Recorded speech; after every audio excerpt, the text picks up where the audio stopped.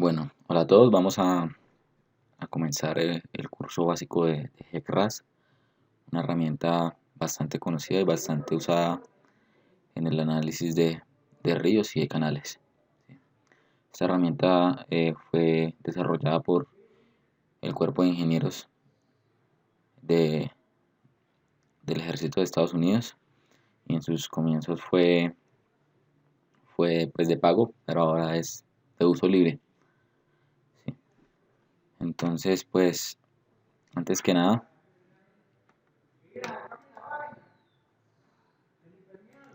es necesario especificar que necesitamos algunos conocimientos básicos de hidráulica y de hidráulica de canales. ¿Sí? Entonces, en qué se basa el análisis de canales que hace el GECRAS? ¿Sí? Como todos sabemos, acá tenemos un canal. ¿Sí? Eh, entonces, dentro de la ecuación de las ecuaciones de energía total, me especifican que yo dentro del canal tengo eh, un componente de cota, un componente que me especifica la presión o el nivel del agua y un componente de velocidad, ¿verdad? Entonces, por balance de energía, ¿sí? Por la ecuación de energía, tenemos que la energía al principio debe ser igual a la energía al final, más unas pérdidas por fricción o más unas pérdidas por accesorios o por expansión o contracción, ¿sí? Entonces, ¿qué es lo que hace el GECRAS? El GECRAS, para hallar, por ejemplo, profundidades de canales, lo que me hace escoger, lo que hace es coger eh, la cota más la profundidad del agua en los dos, tanto en el punto 1 como en el punto 2, y él comienza a iterar entre estas dos hasta que encuentra pues las profundidades o lo que estemos buscando. ¿Listo?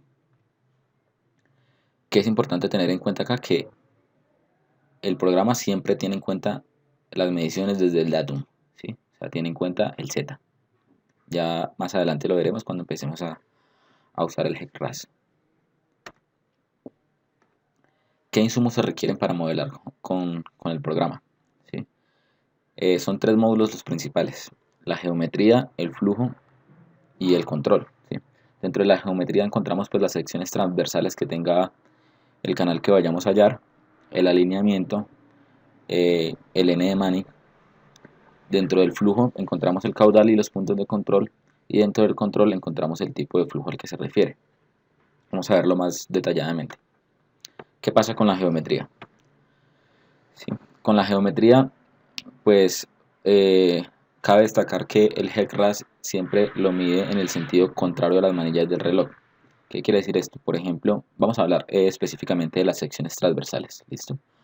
Entonces, por ejemplo, una sección transversal rectangular como la que muestro acá, eh, él comienza o la manera en que nosotros debemos indicarle eh, las coordenadas para la construcción de la sección transversal es siempre en el sentido de las manecillas, contrario a las manecillas del reloj.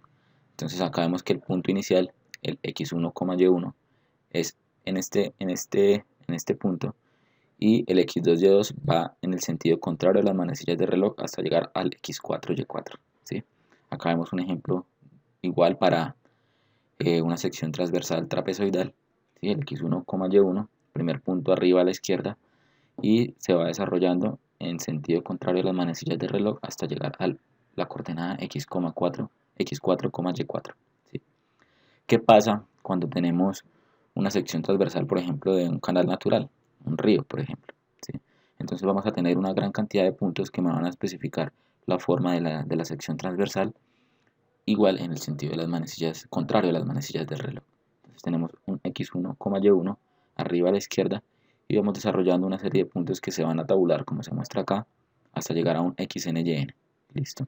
Entonces ese es el primer punto a tener en cuenta. Entonces va a estar siempre orientado en el sentido contrario a las manillas del reloj, la forma en que metamos las coordenadas para construir nuestra sección transversal. ¿Qué hacemos después de construir la sección transversal? Especificarle al programa que tenemos un cauce principal. ¿Sí? Cuando tenemos canales artificiales, pues el canal principal es simplemente el mismo canal prismático. ¿Sí? Acá lo vamos a especificar con un triangulito rojo, ¿sí? Entonces vemos que cuando es un canal prismático artificial, el canal principal es simplemente el mismo canal. Entonces vas desde las abscisas X1 hasta la abscisa X4, ¿sí? Desde la más a la izquierda a la que está más a la derecha, ¿sí? Acá igual en el canal de sección trapezoidal vemos que desde la que está más a la izquierda es la abscisa X1 y la que está más a la derecha es la abscisa X4. Entonces nuestro canal principal iría desde la abscisa X1 a la abscisa X4. ¿Qué es lo que sucede cuando estamos en un canal natural? Cuando estamos en un canal natural no ocurre lo mismo, ¿sí? Porque nosotros tenemos eh, un canal que generalmente es el canal principal y el cauce principal y otras secciones del canal que vienen siendo pues secundarias o vienen siendo las que se desarrollan como planicies de inundación, ¿sí? Entonces nosotros en esos casos deberíamos indicarle al canal que nuestro cauce principal es que estamos seleccionando acá, ¿sí? Es claro que este es el canal principal y que estos son planicies de inundación. ¿Listo?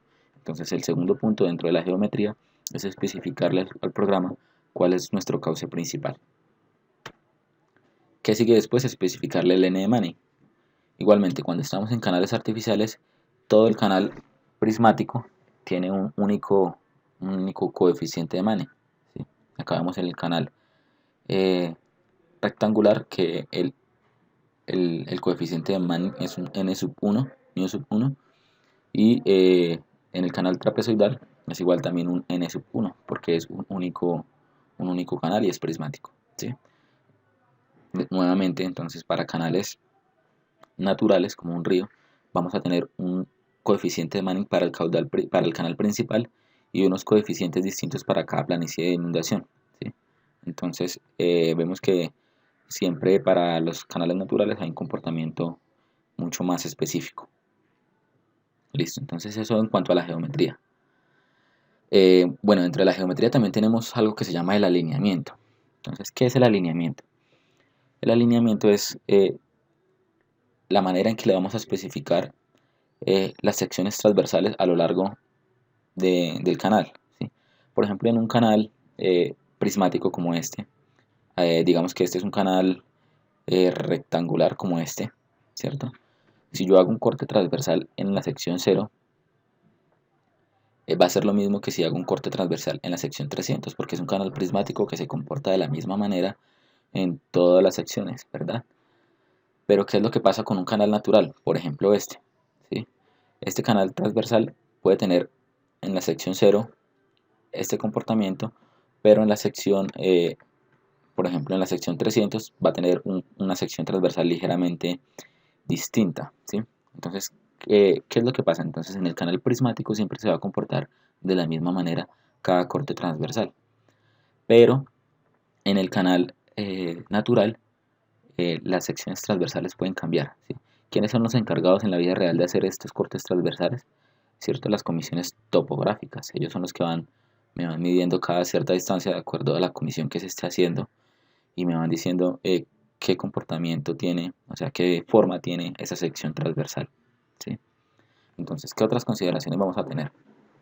Siempre que yo esté analizando en el HEC-RAS los alineamientos, esté haciendo los alineamientos de las secciones transversales, los voy a especificar desde aguas abajo hacia aguas arriba, ¿sí? Acá podemos ver que el sentido de flujo va de izquierda a derecha y yo estoy poniendo mi sección transversal 0 justo al punto más a la derecha que estoy analizando y voy subiendo conforme voy hacia aguas arriba, ¿sí? Igual acá en la sección natural. Entonces mi punto 0 va a ser en la sección más aguas abajo y mi punto 500 en este caso va a ser en la sección más aguas arriba, ¿sí? Entonces ese es un punto a tener en cuenta dentro del alineamiento, siempre desde aguas abajo hacia aguas arriba. ¿Qué otra consideración vamos a tener? Las longitudes, ¿sí? Entonces las longitudes siempre se miden desde la sección aguas arriba. Entonces, por ejemplo, en la sección 300 o en la sección 100, yo voy a tener una longitud que me separa a la sección 0, ¿sí? En este caso, como es prismático, van a ser 100 metros, ¿cierto? Pero cuando yo vaya a especificar, los voy a meter desde la sección 100 y no desde la sección 0. Desde la sección 0 no se especifican longitudes porque siempre los especifico desde la sección aguas arriba. Ya vamos a ver esto más detalladamente para entenderlo. ¿Sí? Otra cosa, ¿qué es lo que sucede con los canales? En un canal yo puedo tener tanto una longitud central como una longitud de la orilla izquierda y una longitud de la orilla derecha. En canales prismáticos esas tres longitudes son iguales. Pero ¿qué es lo que pasa en canales naturales donde yo tengo, por ejemplo, curvaturas? ¿Cierto? Entonces yo voy a tener una longitud del canal en el centro, una longitud a la orilla derecha y una longitud a la orilla izquierda, y todas van a ser distintas. En este caso la longitud de la orilla derecha sería mayor. Cuando yo trato canales naturales, le tengo que especificar las tres longitudes al GRAS, al programa. Mientras que cuando estoy en un canal prismático o artificial, no le especifico las tres longitudes porque las tres son las mismas, ¿sí? Entonces es lo que especifico acá. Si el canal es recto, todas las tres longitudes son las mismas y yo solo requiero especificar la longitud del centro del canal. Mientras que si el canal es curvo, la longitud derecha va a ser mayor a la longitud del centro y mayor a la longitud izquierda, y yo le debo especificar al canal las tres longitudes. ¿Listo? Entonces esto es en cuanto a geometría, una de las consideraciones que se meten dentro del programa GECRAS. El otro tema a tratar es el flujo del canal, las condiciones de flujo, ¿sí? Entonces, ¿qué quiere decir las características del flujo y las condiciones de frontera?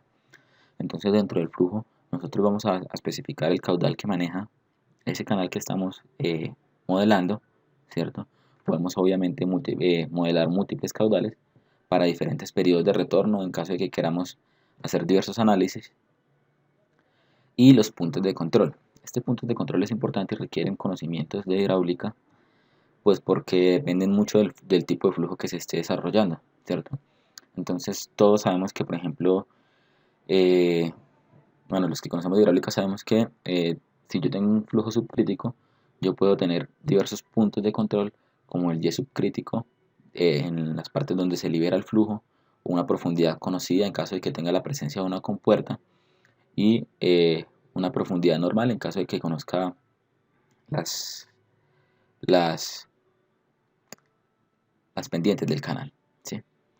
Si tengo un control de aguas arriba, en caso de que el flujo sea supercrítico, también voy a tener las mismas condiciones. O sea, puedo conocer un punto de control de profundidad conocida, algún punto de control de profundidad crítica o un punto de control de un Y normal.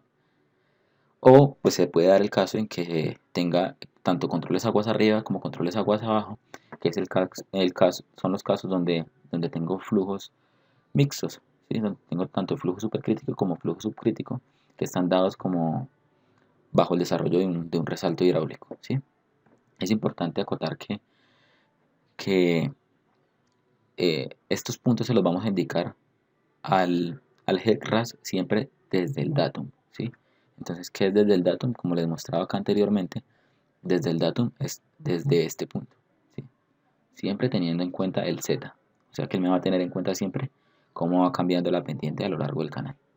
¿Listo? Ya lo vamos a ver más detalladamente, con más detalle. Listo. Y por último, ¿qué se le debe especificar al canal, al programa? Es el control. Entonces, ¿qué hace el control? El control lo que hace es ligarme la geometría más el flujo, que es lo que hemos estado hablando anteriormente, y me hace especificar el tipo de flujo que se desarrolla dentro del canal, ¿sí?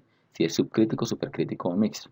O sea que cuando yo voy a modelar un canal, yo debo saber de una vez el comportamiento, si es subcrítico, supercrítico o mixto, y esto implica que yo conozca el tipo de canal que estoy desarrollando, ¿sí? Si es un canal de pendiente fuerte o de pendiente media o de pendiente adversa, bueno, diferentes casos. Listo, entonces básicamente estos son los tres puntos que se necesitan para modelar un canal en el software, ¿sí? Tanto la geometría, que se divide en las secciones transversales, el alineamiento y el N de Manen, el flujo, que me especifica los caudales y los puntos de control, y el control, que me especifica el tipo de flujo que yo estoy manejando en el canal. ¿Listo? Entonces con eso ya podemos pasar a hacer un ejemplo y a manejar el programa.